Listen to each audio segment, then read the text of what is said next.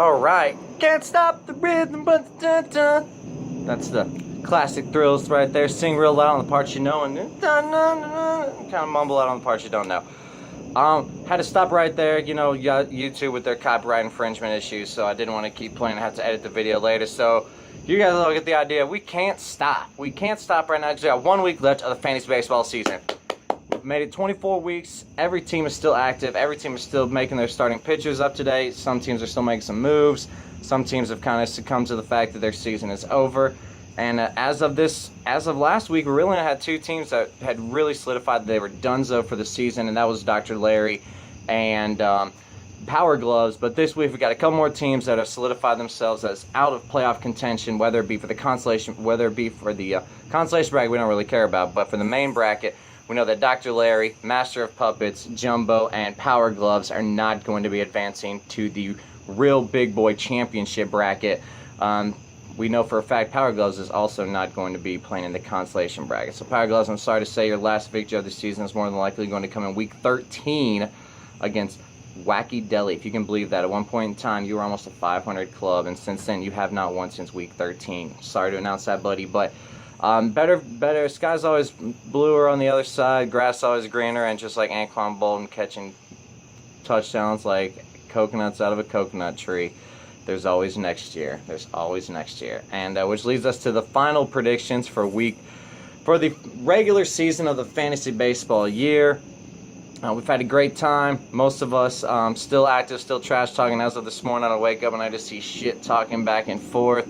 It was phenomenal. Anthony and Ryan Martin going back and forth. Two dudes really battling for that 6th playoff seed. So we'll kind of see how it breaks down and see what Yahoo's going to have to say about that. Because in my prediction world here, I think we might have Yahoo having to make some tiebreakers for us. So boys, you better read up on those rules. So let's hit it right to it. Let's go with the ones that don't really matter first and knock those out. And right now there's only one matchup that does not really matter this week, which saddens to say me. It is Jumbo Cock versus Dr. Larry. Jumbo Cock, up until last week, had a real good chance. He was trying to sneak in there, but too little too late for him. Dr. Larry had a potent offense all year, but somehow couldn't get the pitching and everything to just sync up for her. And when she did, it was just not working out with regards to the other squad taking her to the woodshed as well. So unfortunately here, I think that Jeremy's going to end the season with an L, finishing at 8-13-1. I think Dr. Larry's going to pick up a dub, go 9-12-1 to finish up her fantasy baseball season. So right out the gate, we have a Sydney Harbor victory in her last week of the fantasy baseball season. All right, let's go from one Harbor to another. This week in the fantasy baseball season, I had half the Harbors winning, half the Harbors losing. So let's see which Harbor I didn't have winning. One of the Harbors I did not have winning was Wacky Deli. I had Ryan Martin pulling an upset this week to get to 11-11-0 on the season. I think waking up this early talking about trash talk was just an inspiration for him for the whole week. As of posting this video, he did have a CGSHO from Carlos Martinez. We never know how those can work out. Benson had one last week on a Monday, and I thought it was going to BF me, but it did not. So I'm thinking that Ryan Mart can still pick up a dub this week and finish at 500, which would also put Benson Harb at 500. So on this season, Benson looking at 11-11-0. Ryan Mart looking at 11-11-0. Uh-oh, what might occur next? Well, next up, we might have a little Sav Dog versus Cody Nobles. And Cody Nobles is probably thrilled to death to have this matchup to end the season. Against the weakest team in the league right now, Sav Dog. 2-4 in his own division. That was a plus. And as of right now, actually, 33% of his victories have come against Benson Harbor. He beat him both times this year with a supermarket sweep. And we really like to see that. So, Sav Dog, good job. Good season. Appreciate having you in the league. I do not think you're going to win this week. I think you're going to go 6-16-0 to finish your season. And I think Code Nobes is going to suck up that number 3 seed and go 11-10-0 to wrap up his season. So Code Nobes, congrats. Good job on rocking the Carpe Diem baby division, locking that up. Moving on here. This is going to take us to our I guess our WWE.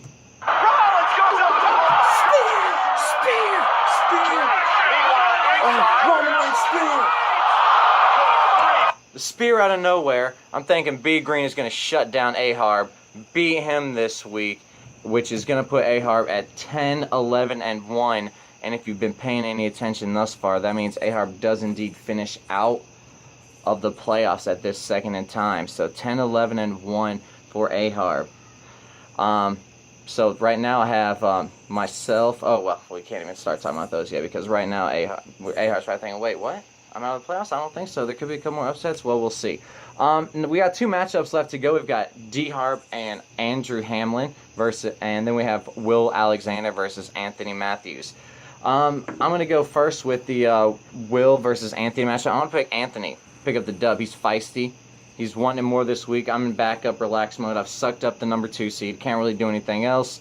Anthony is really fighting. He's trying to get to 11, 11, and 0, which would pair him right there with Benson. Benson still be ahead of him in the playoff chase. So kudos there to Benson, finishing up on top of Anthony in the division. And I still think that Anthony can pull out the dub over Thrills and really wrap up his season at 500, right about where he should be. He's a 500 manager.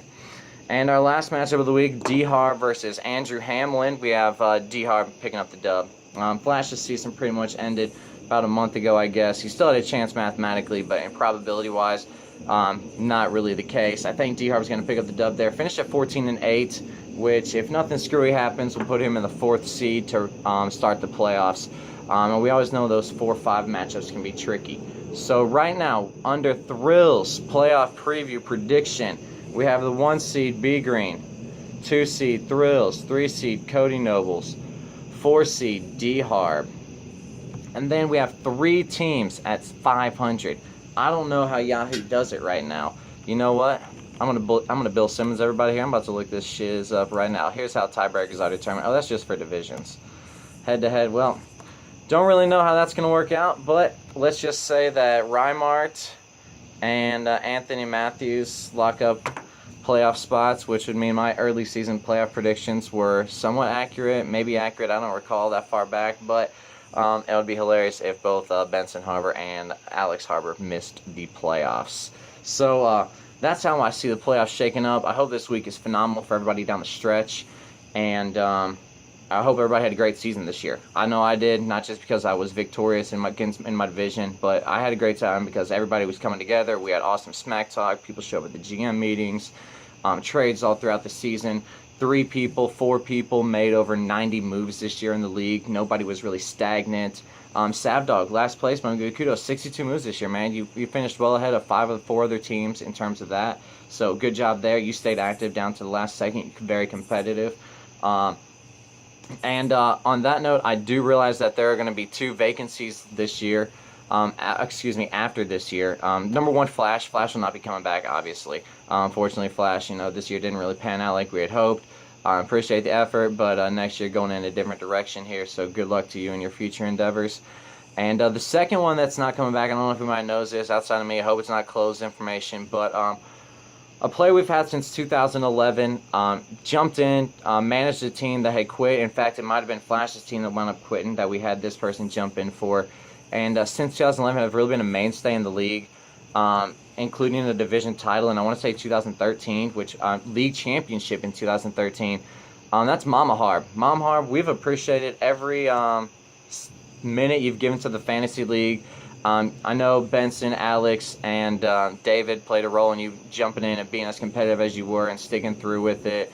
And I know I appreciate it tons. You were always, you might not have smack talked with the rest of us. You might not have message board posts, but you staying active and knowing that you were definitely talking about us with the bros, with the Harbors, and everything like that really meant that, you were dedicated, and we appreciate it every second. I know with them being out of the house, you're kind of looking, it's not as much fun without anybody to talk about it with. So you leaving is understandable. You've been here through everything with us, so we appreciate it. You really made this league great. And your brownies, hopefully those don't stop coming to the GM meetings because they were always delicious. I tried to eat as many as I could while they were here.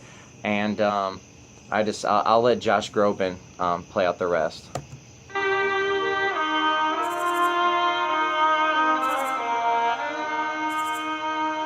I guess I should have played this while I was talking. It would have fit in. It's just the instrumental, not the words. I don't think there's copyright infringement on wordless music.